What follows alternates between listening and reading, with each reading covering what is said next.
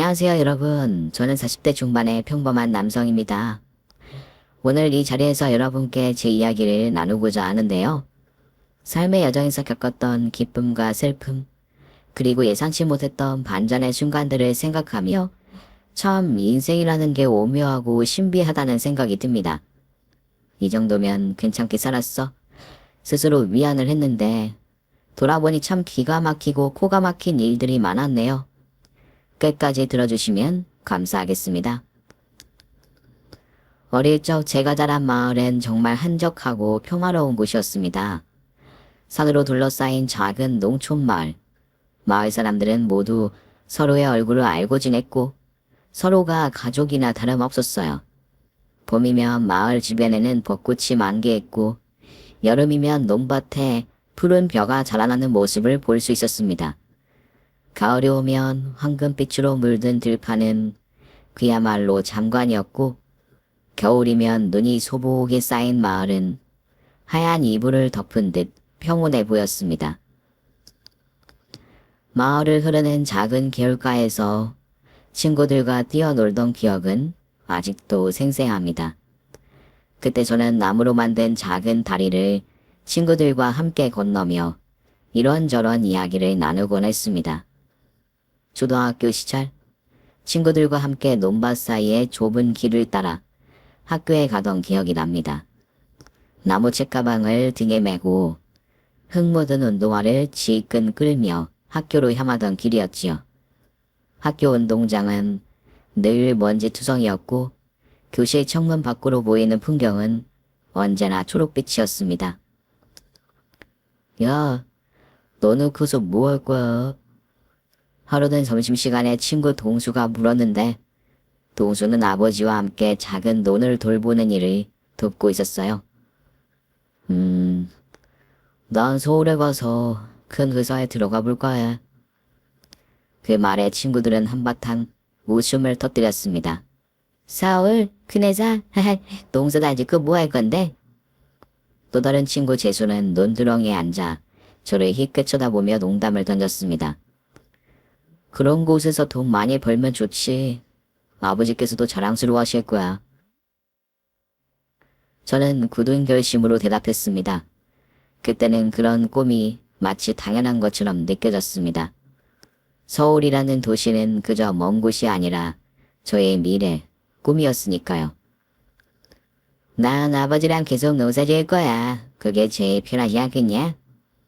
저는 항상 큰 꿈을 꾸며 살았어요. 친구들이 농사나 축사를 운영하겠다는 꿈을 이야기할 때도 저는 그들과 다른 길을 꿈꾸었거든요. 부모님은 저를 무척이나 사랑하셨고 그런 저의 꿈을 이해해 주셨습니다. 아버지는 항상 저의 이야기를 묵묵히 들어주셨고 어머니는 제가 공부할 수 있도록 조용히 배려해 주셨습니다. 덕분에 저는 마음 편히 공부할 수 있었고 성적도 나쁘지 않았습니다. 중학교에 올라가면서 제 꿈은 더욱 구체적이 되었습니다.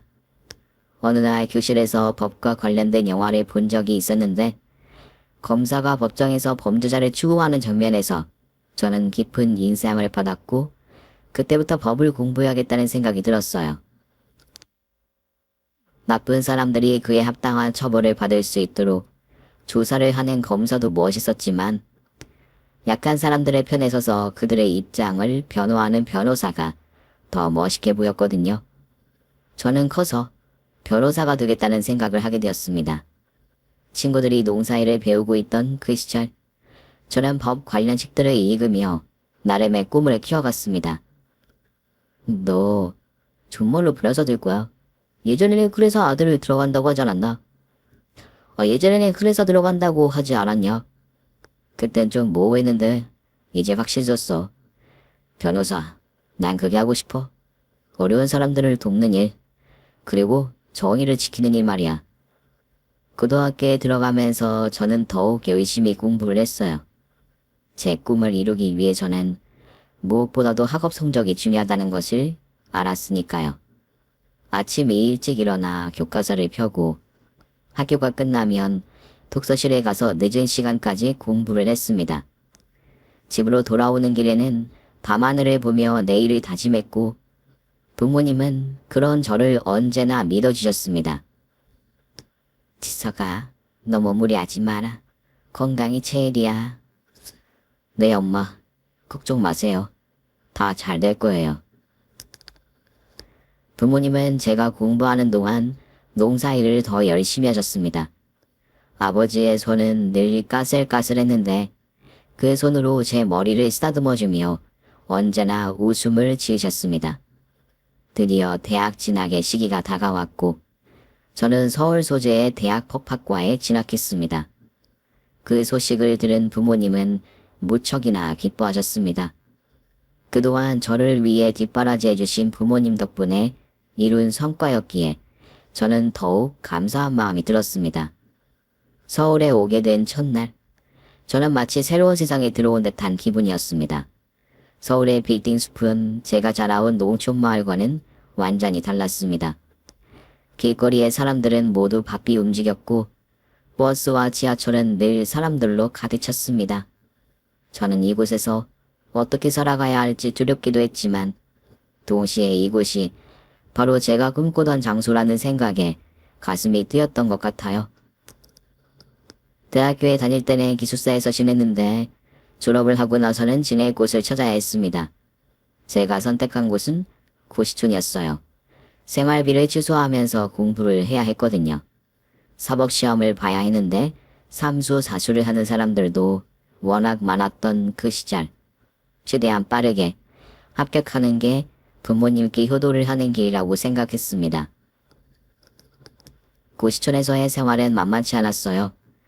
좁은 방에서 책을 펼치고 매일같이 도서관과 고시촌을 오가며 사법시험을 준비했습니다. 치서가, 네 먹는 건 잘 챙겨 먹냐? 서울서 공부하느라 고생이 참 많다 우리 아들. 엄마, 아버지, 두 분 다 건강히 잘 지내시죠? 저는 열심히 공부하고 있어요. 치서가, 네 서울에 있는 대학을 가서 무사히 졸업한 것만으로도 엄마 아버지한테는 최고 자랑스러운 아들이야. 너무 한 번에 합격해야 한다는 생각으로 조급해하지 말고 항상 마음을 편히 가져야 한다. 모든 만병의 근원이 그 다 마음의 병, 어지럽고 복잡한 머리인 거야. 늘 명심할게 엄마. 아버지도 잘 챙겨 드시고 건강히 지내세요. 그렇게 몇 년이 지나 마침내 사법고시에 합격했습니다. 졸업을 하고 사법시험을 준비한 지 3년 만의 일이었습니다. 제일 먼저 부모님께 전화를 드려 합격 소식을 알렸거든요. 어머니는 눈물로 저를 축하해 주셨고 아버지는 허허허 웃기만 하셨는데 그 목소리만으로도 기쁨이 전해지는 것 같았습니다. 그 순간 저는 부모님의 자랑스러운 아들이 될 수 있었음에 감사했고 앞날 미래에 대한 희망으로 가득 찼습니다. 변호사 시험에 합격하고 난 후 저는 초임 변호사로 첫 발을 내딛었습니다. 처음 일을 하던 곳은 작은 변호사 사무실이었어요. 사무실의 규모는 작았지만 깔끔한 공간에 나무로 된 책상들이 가지런히 놓여 있었습니다. 책상 위에는 여러 법률 서적들이 정리되어 있었고 커다란 창문을 통해 햇살이 따뜻하게 들어오고 있었습니다. 제자리로 안내받았을 때의 기분은 아직도 생생합니다. 이제야 비로소 진짜 변호사가 된 것 같은 기분이었거든요. 첫 사건은 선배 변호사와 함께 맡게 되었습니다. 선배는 능력 있는 변호사로 유명했지만 그만큼 까다롭고 철저한 사람이었습니다. 사건은 억울하게 누명을 쓴 한 사람을 변호하는 일이었습니다. 의뢰인은 중년 남성이었는데 그는 사기죄로 기소되어 있었습니다. 그러나 그가 저에게 건넨 눈빛에는 절박함과 순수함이 가득했어요. 변호사님, 전 정말 아무 잘못도 하지 않았습니다. 제발 제 말을 믿어주세요. 저 딸린 자식이 둘입니다. 무엇보다 저는 제 자식한테 부끄럽게 살지 않았어요. 아빠가 여러 사람을 힘들게 했다는 판결을 받으면 제 아이들이 저를 어떻게 생각할지 무엇보다 제가 아이들 얼굴을 볼 수가 없을 겁니다. 억울해요. 변호사님, 정말 제가 한 게 아닌데 어느새 다 제가 돈을 빼돌린 것처럼 다 꾸며져 있더라고요. 제발 도와주세요. 의뢰인분, 걱정 마세요. 진실을 밝혀내기 위해 최선을 다할 겁니다. 선배 변호사와 저는 사건의 모든 자료를 검토하며 하나하나 점검했습니다. 증거들을 분석하고 증인들을 찾아가 이야기를 들으며 진실을 밝히기 위해 밤낮을 가리지 않고 일했어요. 제 책상 위에는 서류들이 산더미처럼 쌓여갔고 커피잔은 늘 바닥을 드러냈습니다. 재판이 시작되었고 검사 측은 피고인이 사기를 저질렀다는 증거를 제시하기 시작했습니다. 그때마다 그는 준비한 반박 자료를 선배 변호사에게 건넸어요. 우리는 의뢰인의 무죄를 입증하기 위해 최선을 다했습니다. 결국 선배 변호사와 함께 준비한 성실한 변론 덕분에 의뢰인은 누명을 벗을 수 있었습니다. 재판이 끝난 후 그는 눈물을 글썽이며 제게 다가왔어요. 정말 감사합니다 변호사님. 제 이세를 구해주셨어요. 며칠 후 그 의뢰인은 오렌지 주스 한 박스를 들고 로펌을 찾아왔습니다. 주스 박스를 제 책상 위에 올려놓고는 고개를 숙이며 다시 한번 감사 인사를 전하더라고요. 이건 정말 작은 감사의 표시일 뿐입니다. 변호사님 덕분에 제 가족도 안심할 수 있게 되었어요. 수임료 외에 뭔가를 해드려야 하는데 지금 사정이 어려워서 죄송합니다. 의뢰인은 눈물을 보이며 말했는데 저는 가만히 그의 손을 잡았습니다. 저는 그저 제 일을 했을 뿐입니다. 앞으로도 계속 진실을 밝히고 억울한 사람들을 돕기 위해 노력할 겁니다. 그렇게 저는 변호사로서의 첫 성공을 맛보았습니다. 그리고 그 사건은 제게 변호사로서의 길을 다시금 다짐하게 해준 계기가 되었습니다. 어려운 일을 당한 사람들을 돕고 정의를 세우는 일, 그것이 바로 제가 변호사가 된 이유였거든요. 작은 변호사 사무실이었지만 크고 작은 일이 정말 많았고 저는 맡은 일들을 성실하게 담당했습니다. 몇 년 뒤 연차가 쌓여갔고 저는 인권 변호사가 되기로 결심했어요. 사람들의 권리를 보호하고 사회의 약자들을 위해 싸우는 것이 제가 해야 할 일이라는 생각이 들었거든요. 그러나 그때 저희 집에 문제가 생겼습니다. 아버지가 병을 얻게 되신 것입니다. 큰 수술과 재활, 간병이 필요했어요. 평생 농사를 지으며 제 뒷바라지를 하셨던 저희 부모님은 병원비와 생계비에 큰 부담을 느끼셨습니다. 지수가, 우리 때문에 너까지 힘들어질 필요는 없다. 아버지, 제가 책임질게요. 걱정 마세요. 아버지 수술 잘 받고 건강해지시면 돼요. 걱정하지 마세요. 현실과 이상의 갈림길, 무척 고통스러웠지만 당장 당면한 문제를 해결해야 했습니다. 저희 부모님은 평생 저를 위해 희생하셨고 부모님을 잘 모시는 것이 제가 할 도리고 가장 중요한 거라고 생각을 했거든요. 처음 일했던 변호사 사무실에서 해결한 여러 사건들과 선배 변호사의 추천으로 저는 중형 규모의 로펌에 들어가게 되었습니다. 로펌에서는 다양한 사건들이 쏟아졌고 저는 그 사건들에 집중하며 열심히 일했습니다. 밤늦게까지 서류를 검토하고 법정에서 변론을 준비하며 부모님의 생활비와 아버지의 병원비를 마련해야 했습니다. 김벤, 이번 사건도 잘 부탁해. 우리 로펌에서 김벤에 대한 기대가 아주 큰 거 알지? 네, 변호사님. 맡기만 주세요. 최선을 다하겠습니다. 그렇게 저는 하루하루 일을 해나갔습니다. 제게 주어진 역할에 충실하면서도 언젠가는 다시 인권 변호사의 길로 돌아가겠다는 생각을 마음속에 품고 있었어요. 결국 아버지는 수술을 받으셨고 다행히 건강을 되찾으셨습니다. 아버지께서 퇴원하시는 날 저는 고향집을 방문했습니다. 오랜만에 보는 고향의 풍경은 여전히 평화로웠고 부모님은 저를 따뜻하게 맞아주셨습니다. 지수가, 바쁜데 이렇게 와줘서 고맙다. 아버지, 건강해지셔서 정말 다행이에요. 변호사가 된 이후 부모님이 거주하시는 집에 오래된 가전제품, 살림살이들을 새 것으로 바꿔드렸는데 그럴 때면 무척 기분이 좋았습니다. 하지만 그런 것들을 전부 다 해드려도 부모님이 저를 키워주시고 해주신 것에 비할 바가 아니었지요. 그저 평생 고생하신 두 분이 건강하고 행복하게 잘 지내셨으면 좋겠다는 생각을 했습니다.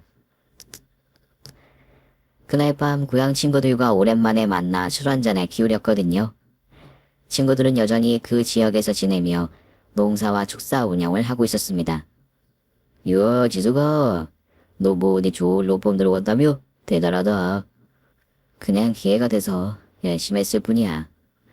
너희들 덕분에 힘이 났지. 아, 나라 재수아들, 지석이 너 같은 친구가 있더니, 에휴, 그냥 우리는 자랑스럽다. 그래, 우리 엄니 아버지가 지석이 이야기를 그렇게 하시잖냐. 속으로는 지석이가 내 아들이었으면 하실 거야. 너희 부모님한테 뭐 큰 거 하나씩 해드릴 때마다 우리 엄마 아주 부러워 난리다. 적당히 해, 임마. 아, 그래? 엄마가 그런 거 잘 안 하시고 그러진 않을 텐데. 안 그러시지? 근데 우리 엄마가 허구한 날 너희 어머니랑 수다 떨며 막걸리 자시는 게 낙이잖아. 문지방 닳도록 드나드는데 그때마다 그런 것만 보이나 보더라. 야, 그럼 지수 너도 지석이처럼 공부 열심히 해서 변호사 되지 그랬냐? 아, 장난아. 너 지금 놀리는 거지? 어릴 때부터 공부랑 거리가 철리기 말리기라는 거 에이, 진짜 알았거든. 누가 뭐래도 나는 지금 내 생활에 만족한다. 소들도 얼마나 귀하고 예쁘다고. 다 내 자식 같다니까. 소 눈을 보고 있으면 그냥 마음이 그래. 그래. 재수 너 축사 잘하고 있잖아. 너희 아버지가 하실 때보다 규모도 커졌고. 우리 다 잘 살고 있다. 그러게 버리도 이 동네는 그냥 똑같은 것 같은데 우리만 나이 들었네. 야, 지수가 버프배지만 좋은 놀러 와라. 네, 그럴게. 아버지 수술도 무사히 마쳤고 그냥 다 감사한 것 같다. 다음 명절에도 내려올 거야. 졸업던 시절 들판을 뛰어다니던 우리는 어느새 어른이 되었고 각자의 길을 걷고 있었지만 여전히 서로를 응원하며 살아가고 있었습니다. 친구들과 즐거운 시간을 보내고 부모님과도 시간을 보낸 뒤 다시 서울로 돌아왔어요. 정말 짤막한 여유였고 오자마자 산더미처럼 쌓인 일이 기다리고 있었습니다. 한 의뢰인을 담당하게 되었는데 중요한 재판이었기에 철저하게 준비를 해야 했어요. 재판 당일, 그날은 무척 맑은 날이었습니다.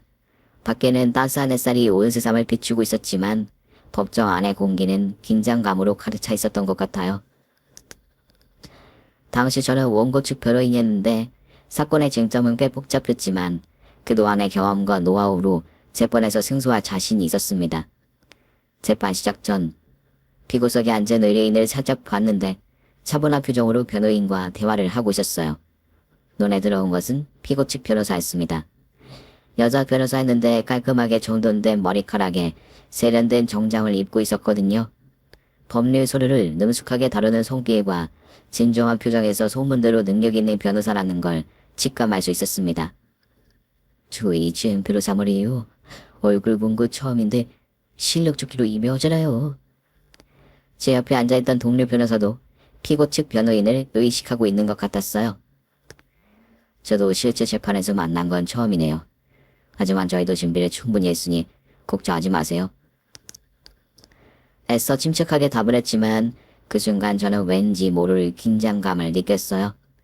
피고 측 변호사의 태도는 자신감에 차 있었고 그 변호사의 법률 팀은 이미 여러 차례 승소 경력을 가진 강력한 팀이었습니다. 재판이 시작되고 저희는 예정대로 첫 번째 증인을 불러냈습니다. 저는 증인을 통해 사건의 중요한 사실을 입증하려 했거든요. 증인은 떨리는 목소리로 증언을 시작했고 저는 차분히 질문을 던졌습니다. 모든 것이 계획대로 진행되고 있는 것 같았어요. 그러나 상대 측 변호사의 차례가 되었을 때 분위기가 달라졌습니다. 그 여자 변호사는 증인석에 선 증인에게 조곤조곤 질문을 던졌고 그 질문들은 매우 날카로웠습니다. 증인께서는 사건 당시 어디에 계셨습니까? 저는 사건 현장 근처에 있었습니다. 근처라면 구체적으로 어느 장소였습니까? 우리 측에서 세운 증인이 당황하며 말을 더듬기 시작했고 그녀는 그 틈을 놓치지 않고 결정적인 질문을 던졌습니다. 그 순간 증인은 더 이상 말을 잇지 못했고 저는 심한 좌절감을 느꼈습니다. 준비했던 증언이 그녀의 날카로운 질문에 의해 무너지기 시작했거든요. 재판은 피고 측 변호인의 주도로 흘러갔고 저희는 점점 수세에 몰리게 되었습니다. 피고 측 변호인은 사건의 핵심을 정확하게 파악하고 있었고 치밀한 논리로 피고 측의 무죄를 주장했습니다. 그 여자 변호인의 변론은 깔끔하고 명확했으며 판사의 관심을 끌기에 충분했어요. 저희는 피고인이 이 사건에 전혀 관여하지 않았음을 증명할 수 있습니다. 이 사건의 핵심은 바로 그날 밤 피고인의 위치에 대한 것입니다. 피고인은 사건 현장에 있지 않았습니다. 그날 치열한 법정 공방을 벌였지만 저와 동료 변호사는 결국 패배했습니다. 피고인 측 변호인의 실력이 뛰어났고 그 점을 인정할 수밖에 없더라고요.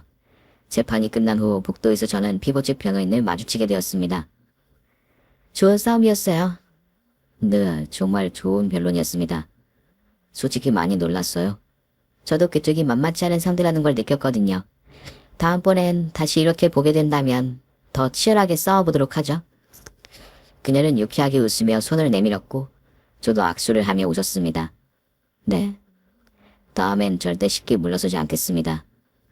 그녀와의 짧은 대화는 저에게 깊은 인상을 남겼어요. 이주연 변호사. 그 여자는 강한 자신감을 지닌 변호사였고 그녀의 실력은 저를 놀라게 했습니다. 하지만 그보다도 그 변호사의 태도와 자세가 인상적이었던 것 같아요. 그 여자 변호사는 승리에 도취되지 않았고 상대를 존중하는 모습이었거든요.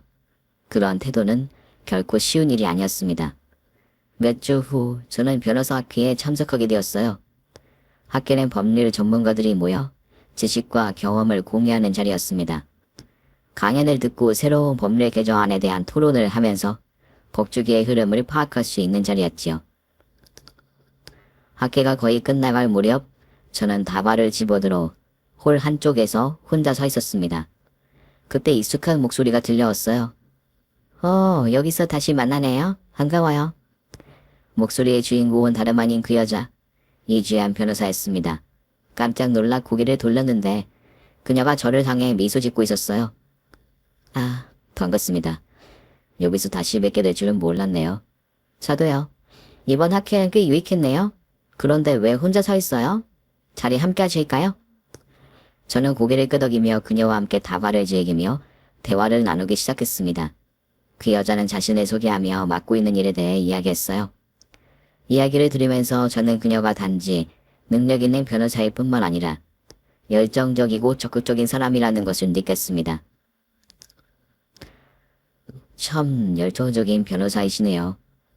그럴 수밖에요. 이 일은 제 인생의 전부니까요. 그쪽도 그렇지 않나요?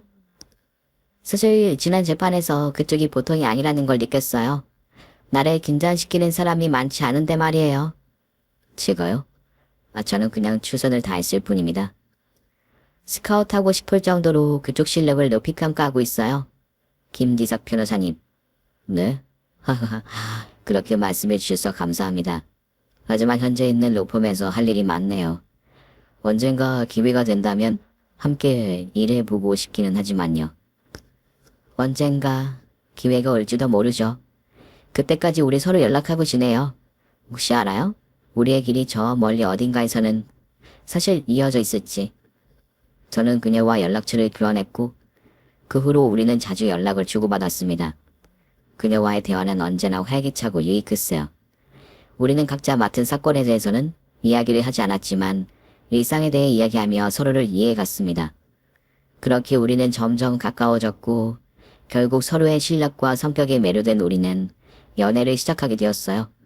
그녀와 함께하는 시간은 매 순간이 소중했고 저에게 있어 그 여자는 더없이 특별한 사람이었습니다.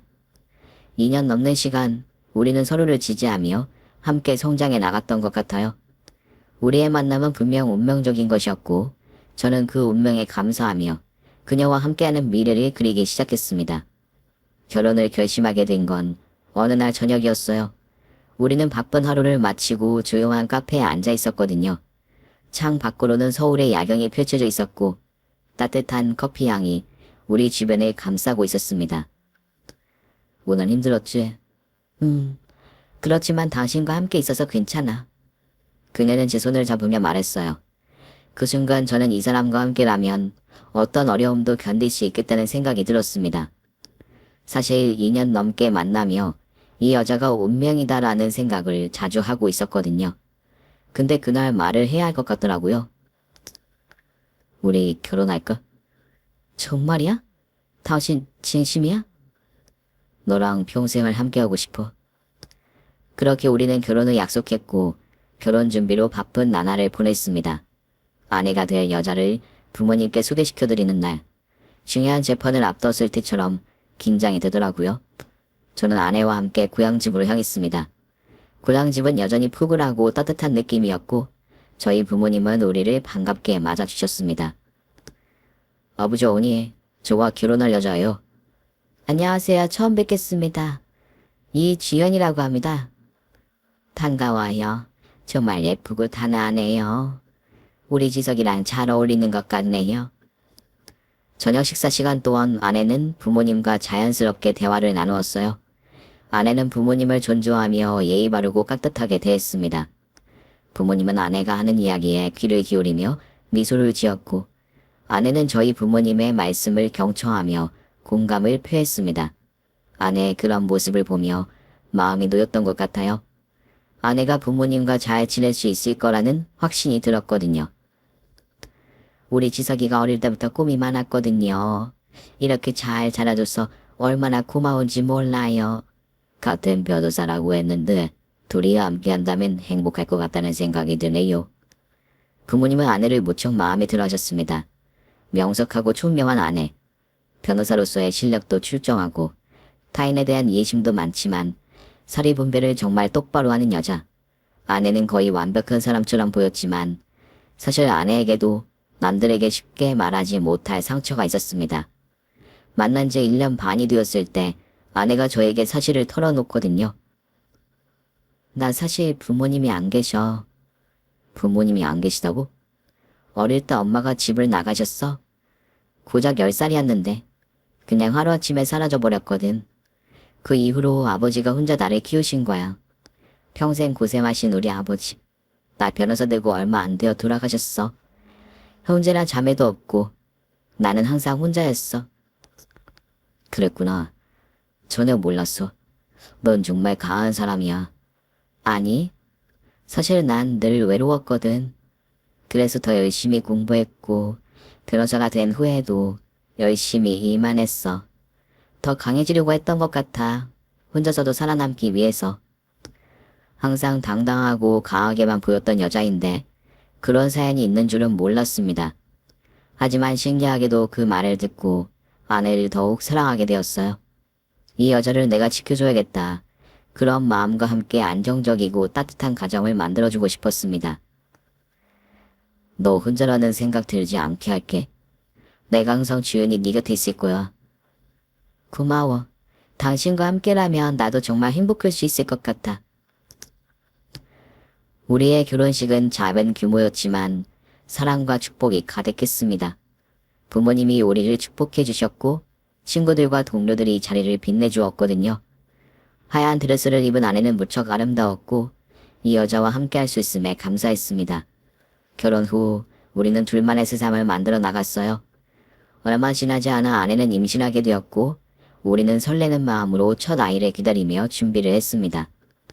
아내는 임신 기간 동안에는 일을 쉬었지만 출산 후에는 다시 일터로 돌아가고 싶어 했습니다. 우리는 아이를 돌봐줄 베이비시터를 고용했어요. 아내와 저의 월급으로 생활이 부족하지는 않았거든요. 첫째는 아들, 2년 뒤에는 딸이 태어났습니다. 딸이 태어난 후 우리 가족은 더 행복해졌어요. 우리는 함께 두 아이를 돌보며 여전히 일을 이어나갔습니다. 아내는 변호사로서의 일을 포기하지 않았고 저는 그런 아내를 응원했습니다. 당신은 정말 대단해. 일도 하고 아이들도 돌보고 아무리 시터가 있다지만 아이들이 아직 어리니 당신 많이 힘들지? 나 혼자 사는 것도 아닌데 뭘. 당신이 옆에 있어주니까 가능한 거지. 결혼한 지 몇 년이 지났지만 우리는 여전히 서로를 지적하며 살았습니다. 아이들은 우리의 기쁨이었고 사랑을 주기 위해 최선을 다했어요. 가끔씩 고향집을 방문하면 부모님은 손자와 손녀를 보며 행복해하셨습니다. 행복이라는 게 멀리 있는 게 아니구나라는 걸 살면서 처음으로 깨달은 순간이었습니다. 아이들이 유치원에 들어갈 무렵 아내는 변호사로서 전성기를 맞이했어요. 능력 있는 변호사로 명성이 자자했는데 기업 법률 자문으로 많은 대형 사건들을 담당했습니다. 특히 아내가 맡았던 몇 차례의 대형 인수 합병 사건들은 큰 화제가 되었고 아내는 담당했던 모든 합병을 성공적으로 마무리하며 막대한 보너스를 받았습니다. 정말 선무적이었어. 당신 정말 대단한 사람이야. 고마워. 당신도 알지만 일을 하다 보면 그냥 익숙해지고 일로만 느껴질 때도 있잖아. 근데 이번만큼은 정말 성취감이 드네. 많이 힘들었거든. 나도 이렇게 성공적으로 됐지. 솔직히 확신은 없었어. 나는 당신이 다 완수할 줄 알았어. 뭐, 에이 여보. 내가 다 이해할 테니 솔직히 말해봐. 걱정되고 불안하지 않았어? 전혀. 정말? 응. 우리 처음 만난 날 기억해? 법정이었잖아. 변호사는 당신 보면서 정말 대단한 사람이라고 생각했어. 이 변호사는 패소라는 걸 모르는 사람 같다. 그렇다면 이 재판은 내가 지는 건가? 근데 이 정도면 인정해야지. 나도 최선을 다했지만 너무 뛰어난 사람이 있는데 실력이 출중한데 성실하기까지 하잖아. 그런 사람을 어떻게 당해내겠어? 처음 봤을 때부터 당신은 그런 사람이었어. 그래서 이번 일도 당연히 성공할 거라 생각했지. 고마워 여보. 당신이 항상 내 편이라서 그게 너무 힘이 돼. 말로 다 표현할 수 없지만 내 마음이 그렇다는 거 당신이 알아줬으면 좋겠어. 나도 고마워. 아내로서도 애들 엄마로서도 며느리로서도 무엇보다 변호사로서도 당신은 최고야. 아내가 받은 보너스는 엄청난 금액이었거든요. 아내는 보너스로 받은 상당한 금액을 스타트업에 투자를 했습니다. 내 무언가를 결정하기까지 꼼꼼하고 철저하게 알아보던 아니었는데 스타트업 투자는 오래전부터 생각을 했었다고 하더라고요. 투자를 하고 나서 무엇을 할지 고민을 하던 아내는 유익한 일에 돈을 쓰고 싶다고 했습니다. 여보, 어머님 아버님 올라오시게 하는 거 어때? 근교에 주택 잘 지은 곳이 많더라고. 우리 집이랑도 너무 멀지 않고 이제 연세도 드셨는데 너무 멀리 계시는 것보다 가까이 지내시는 게 좋지 않겠어? 당신 언제 그런 생각을 했어? 뭐 쭉 생각했던 거지. 어머님 아버님이 우리 애들 보는 것도 너무 좋아하시는데 우리가 자주 못 내려가잖아. 가까이 지내시면 자주 뵙고 또 건강이나 여러 가지 생각해도 그게 좋은 것 같아. 거기 오래 사셨는데 혹시 싫어하실까? 내가 한번 여쭤나 볼게.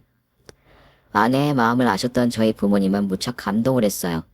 정든 곳을 떠나는 것은 아쉬웠지만 손자 손녀와 가까이 지내고 싶다 하셨거든요.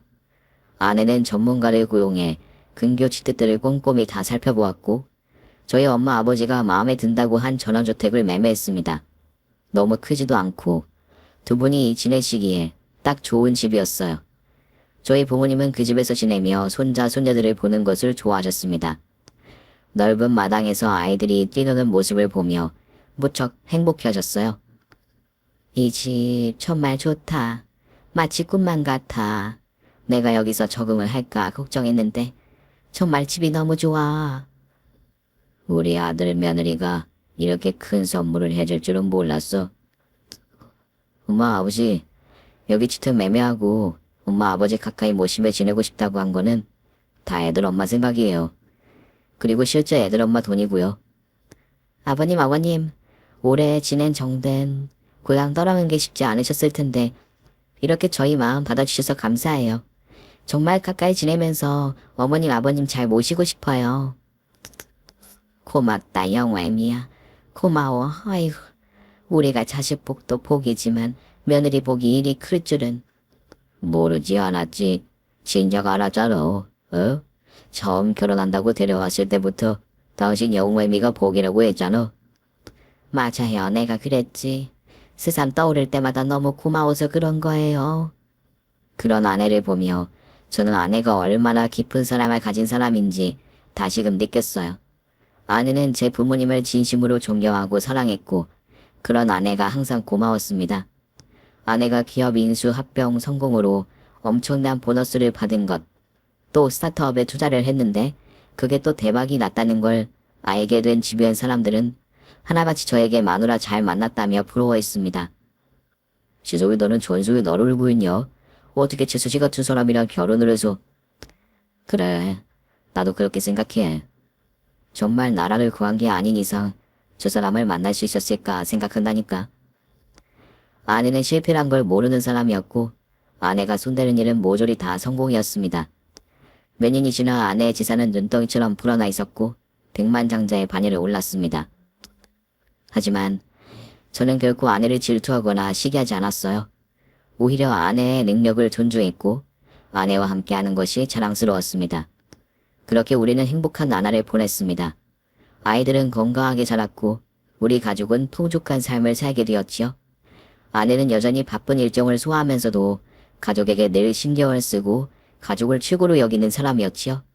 그러나 영원할 것만 같았던 우리의 행복은 오래가지 못했습니다. 어느 날부터인가 아내가 피로감을 느끼는 날이 많아졌어요. 처음에는 그저 일이 많아서 무리를 한 거라고 생각했습니다.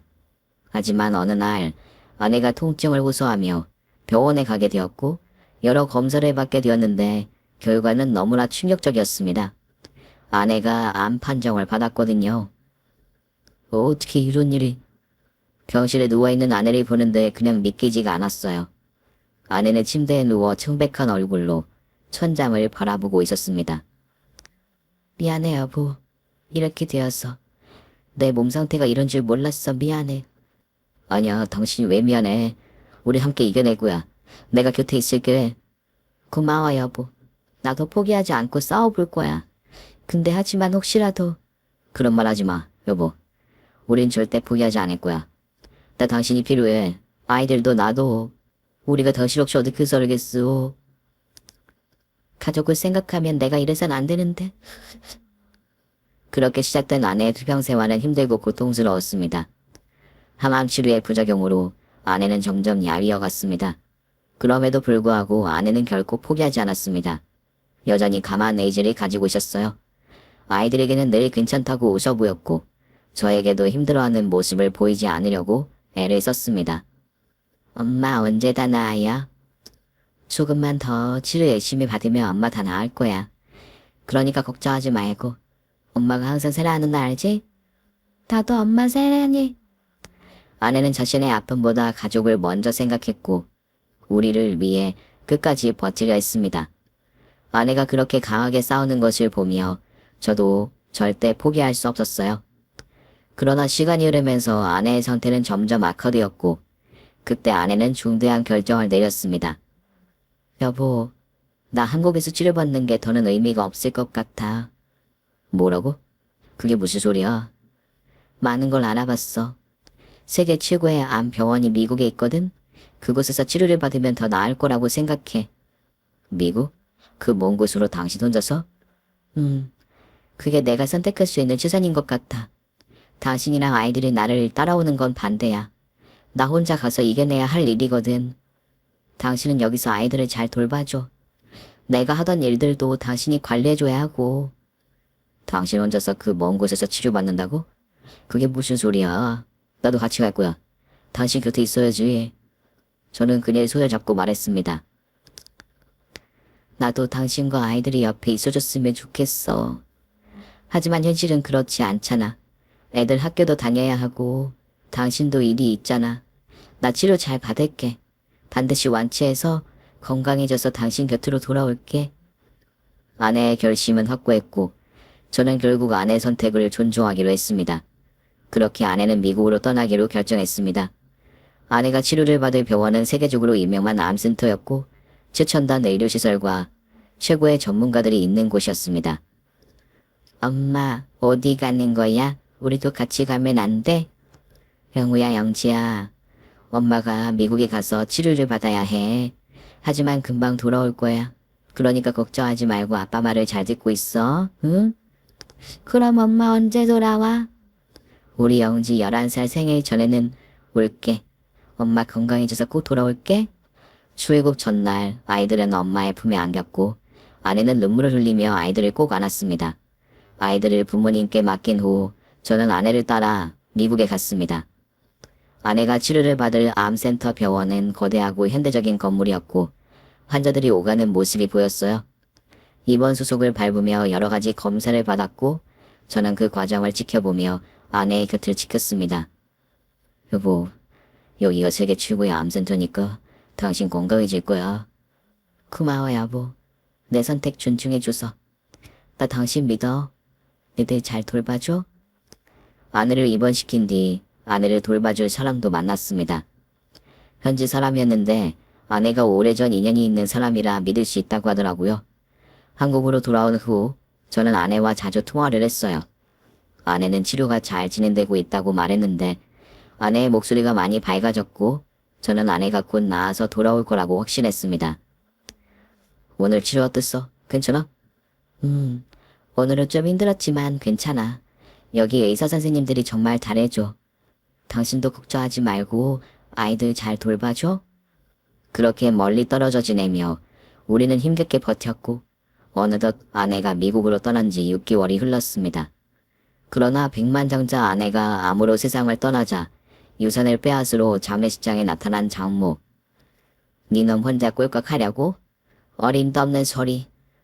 그 순간 아내가 장례식장에 걸어 들어오자 장례식장이 난장판이 되어버리고 마는데 그러던 어느 날 저는 믿을 수 없는 전화를 받았습니다. 미국에서 걸려온 전화였는데 아내가 수술을 받는 도중 그만 세상을 떠났다는 소식이었습니다. 뭐라고요? 그게 무슨 말이에요? 수술이라뇨? 수술 이야기는 못 들었는데 도대체 무슨 말씀을 하시는 거예요? 미안합니다. 수술 도중 합병증이 발생해서 그만. 저는 그 자리에 주저앉았습니다. 눈앞이 캄캄해졌고 온몸이 얼어붙는 듯 했습니다. 아내가 세상을 떠났다는 사실을 믿을 수가 없었어요.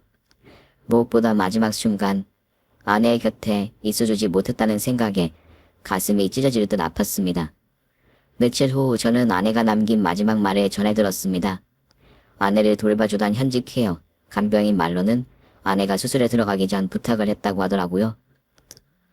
만약 수술이 잘못되어서 내가 그대로 세상을 떠나게 된다면 나를 여기서 화장해서 한국으로 보내주세요. 시신을 옮기는 게 쉽지 않잖아요. 유골함에 들어가게 되면 더 빠른 걸로 알고 있어요. 만약 내가 수술 중 세상을 떠난다면 하루빨리 가족 곁으로 돌아가고 싶어요. 약속해주세요. 아내가 그런 말을 했다고요? 네, 마지막 순간까지도 가족을 생각하셨습니다. 정말 강한 분이셨습니다. 현직 케어 담당자는 슬픈 목소리로 말했습니다. 아내의 마지막 모습을 보지 못했다는 사실, 지켜주지 못했다는 죄책감이 저를 짓눌렀습니다. 그렇게 2주가 흘렀고 아내의 유골함이 한국으로 도착했습니다. 저는 공항에서 유골함을 받아들며 아내의 마지막을 생각했습니다. 이처럼 가벼울 수가 있나. 아내와 함께했던 시간들이 머릿속을 스쳐 지나갔어요. 이제 어떻게 할 거니? 장례식을 준비해야죠. 이렇게라도 가족 품으로 빨리 돌아오고 싶다고 한 사람인데 잘 보내줘야죠. 정말 많은 사랑을 받았던 사람이잖아요. 이 사람 마지막 가는 길 외롭지 않게, 쓸쓸하지 않게 잘 보내줘야죠. 그렇게 저는 아내의 장례식을 준비했어요. 아내는 가족과 친구들, 동료들, 그리고 잠시라도 곁을 내어준 이들에게 사랑받는 사람이었고 많은 사람들이 그녀의 마지막을 함께하고자 장례식장을 찾았습니다. 아내를 추모하는 사람들은 모두 슬픔에 잠겨 있었고 저는 아내의 사진을 보며 지난 추억을 떠올리고 있었습니다. 친척들과 친구들은 저에게 위로의 말을 건네며 제가 슬픔을 이겨낼 수 있도록 곁에 있어 주었어요. 그때 장례식장 입구에서 이상한 기운이 느껴졌습니다. 사람들 사이에서 수근거리는 소리가 들렸고 저는 그쪽을 바라보았습니다. 그곳에는 나이 들어 보이는 여자가 서 있었어요. 70대쯤 되어 보이는 그 여자는 화려한 옷을 입고 진한 화장을 하고 있었습니다. 진한 향수 냄새를 멀리서도 맡을 수 있었거든요. 저 여자 누구지? 장례식장에 웬 향수를 저렇게 뿌리고 뭐하는 거야? 혼자 생각을 하고 있던 그때 그 할머니가 주저없이 저를 향해 곧장 오더라고요. 자네가 이지안이 남편 되는 김기석이지? 상주 맞지? 네, 그런데 누구신지? 내가 이지안이 엄마야. 그러니까 당신의 장모가 되는 사람이지. 장모님이라고요? 하지만 아내가 어릴 때 어머니가 집을 나갔다고 했는데요. 집을 떠나신 뒤 한 번도 만난 적이 없다고요. 장모라는 여자는 그 말을 듣고는 해괴한 웃음을 터뜨리더니 가방에서 사진 한 장을 꺼냈습니다. 이거 봐. 내가 주연이 어릴 때 찍은 사진이야. 내가 주연이 엄마야. 친모라고. 내 팔자가 대세고 박복했어. 그러니까 사람은 다 사령이라는 게 있는 게 아니겠어. 직접 키우진 못했지만 내가 죽은 이주연이 엄마라는 사실은 변함이 없지. 장모가 내민 사진에 담긴 아이는 분명 어린 시절 아내가 맞았습니다. 사진 속 소녀와 옆에 있는 여자의 모습은 분명 지금 내 앞에 서 있는 장모라는 여자의 젊은 시절인 것 같았어요. 그렇다도 왜 지금 나타나신 건가요? 30년 넘게 아내랑 연락도 안 하고 지냈다고 했는데 여길 어떻게 오셨어요? 마지막 가는 길 인사하려고요? 인사도 인사고. 아 그래, 조문은 할 거야. 자네가 보여서 곧장 왔지만 자네랑 이야기 끝나면 우리 주연이 마지막 가는 길 외롭지 않게 내가 곁에 있을 거네. 어쨌든 중요한 건 유산이지. 나는 주연이 친모니까 내 몫의 유산을 받아야겠어. 주연이가 사회적으로 대단한 성공을 했다지. 백만장자라는 거 다 알아. 그리고 자네도 변호사라면서 법이 그렇잖아. 친모도 유산 상속 자격이 있거든. 한 푼이라도 속일 생각일랑 하지를 마. 장모의 행동에 장례식장은 술렁거렸습니다. 조문객들은 장모를 쳐다보며 수군거렸고 점점 더 긴장감이 돌았습니다. 유산이라뇨. 지금 아내가 세상을 떠났는데 그런 얘기를 하러 오신 겁니까? 저는 분노가 치밀어 올랐습니다. 아내가 죽었다는 소식을 듣고도 이 여자는 오직 돈밖에 관심이 없는 거니까요.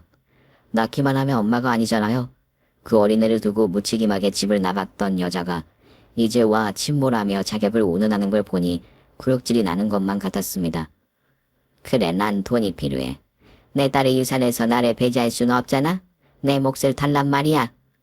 장모가 압을 쓰며 소리를 지르던 그 순간 장례식장 입구 쪽에서 사람들이 갑자기 비명을 질렀습니다. 저기 누구야? 저 사람. 조문객들은 입을 가리며 놀란 눈으로 입구를 쳐다보고 있었고 고개를 돌렸는데 정말 믿을 수 없는 일이 눈앞에 펼쳐졌습니다. 제 아내가 장례식장으로 걸어 들어오고 있었습니다.